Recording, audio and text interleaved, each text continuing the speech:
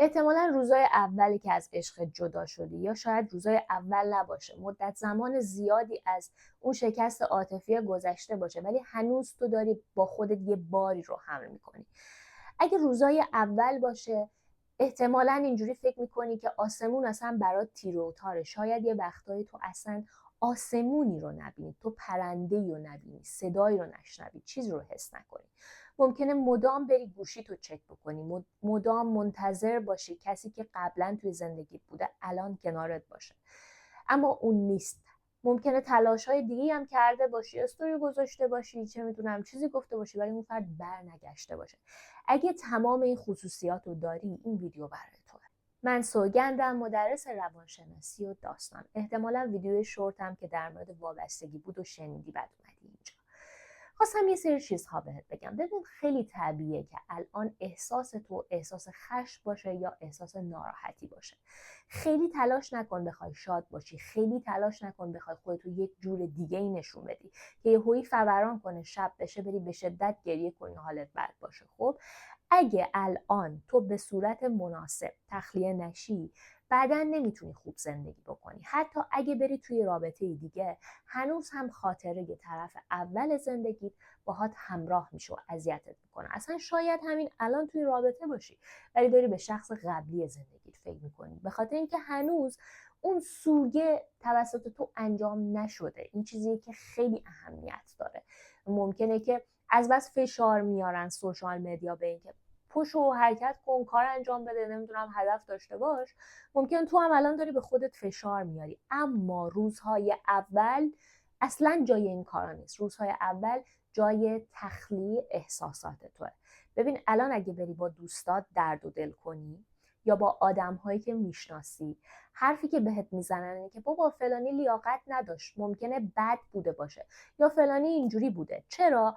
چون بر حسب چیزایی که تو بهش گفتی داره قضاوت میکنه. تو که میدونی توی رابطه چی گذشته. اگه اون فرد مناسبی برات نبوده، همیشه داشته اذیتت میکرده، این اصلا داستانش فرق میکنه. اما موضوع اینه که تو این فرصتی که داری، تو این روزهایی که داری میگذرونی، با بعدهای دیگه ای از خودت هم آشنا میشی.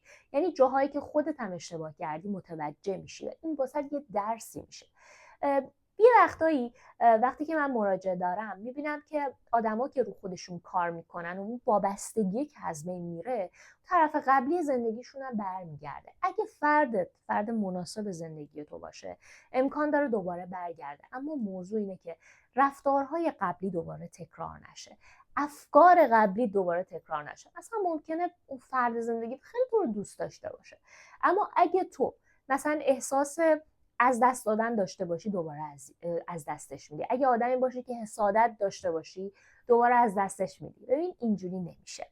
پس این زمان رو بذار برای تخلیه کردن اون سوگی که داری، شناختن خودت. حالا اگه این ویدیو طرفدار داشته باشه، من قسمت بعدیشم میسازم که حدوداً یه چند جلسه با هم همراه باشیم، تو این دوره تنها نباشی.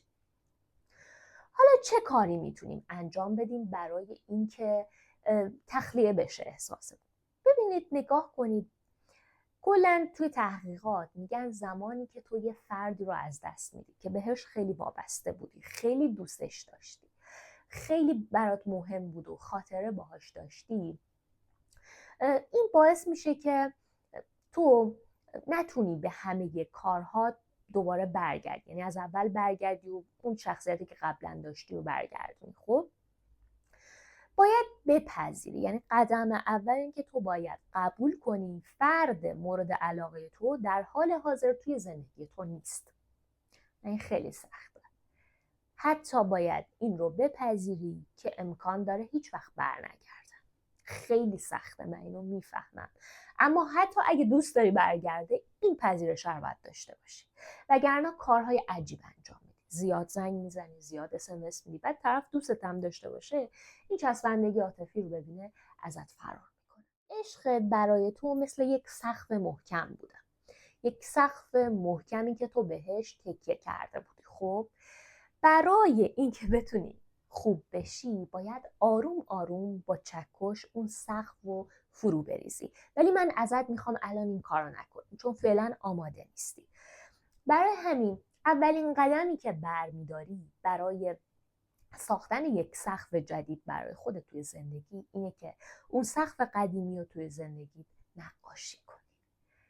چجوری میتونی این کار رو انجام بدی؟ ببین، تو با اون فرد توی زندگی یه سری خاطراتی داشتی، لحظات عاشقانه‌ای رو اومدی تجربه کردی، حرف‌هایی با هم دیگه رد و بدل کردی، نگاه‌هایی رد و بدل کردی، یه وقتایی با هم دیگه از حرف‌های سطحی گذشتیم، حرف‌های عمقی زدیم. خب لحظاتی بوده که بچه‌ها من بهتون قول میدم خیلی‌ها تو زندگیشون ممکنه که اصلا هیچ وقت عشق رو تجربه نکرده باشن. پس چیزی تو این دنیا به تو هدیه داده شد که یه سری از افراد اصلا اون رو هدیه نگرفتن. خب حالا اول تفاوت عشق و نیاز رو باید بدونی دیگه. عشق یعنی اینکه تو فردی رو توی زندگی داری، خودت میتونی برای زندگی کاری انجام بدی، با اون فرد بیشتر احساس لذت میکنی. اما نیاز، عشق که بر پایه نیاز باشه، توش حسادت زیاد هست، توش درد زیاد هست و اینکه تو طرف رو داری به خاطر اینکه اون یه جور دیگه تو رو تغذیه میکنه.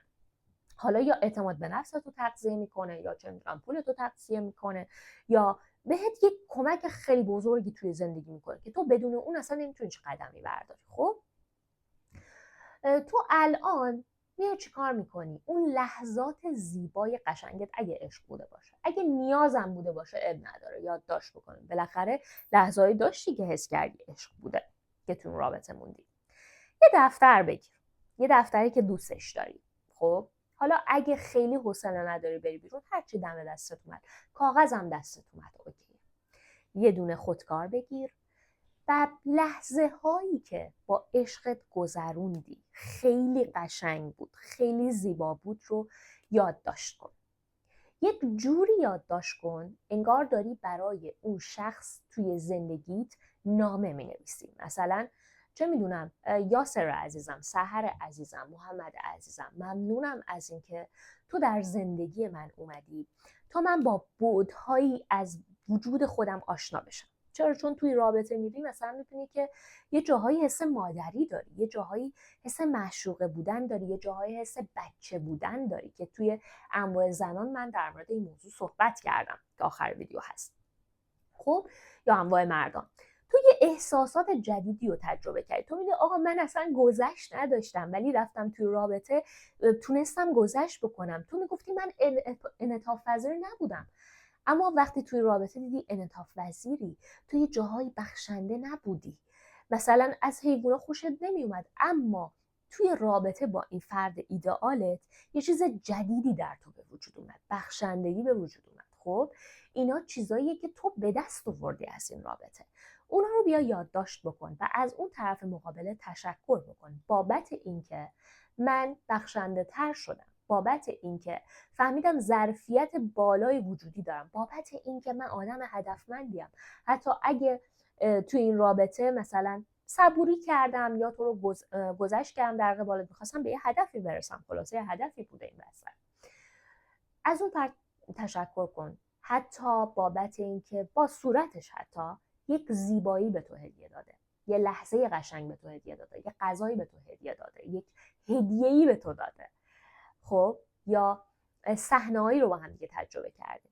بعد از اینکه این تشکر رو انجام دادی، از خدا تشکر کن بابت اینکه به تو فرصتی داد که چیزهایی رو ببینی، چیزهایی رو بشنوی که تو رو به یاد عشق انداخته. از خدا معذرت خواهی کن بابت اینکه این فرد رو توی زندگی بیشتر از خدا دیدی،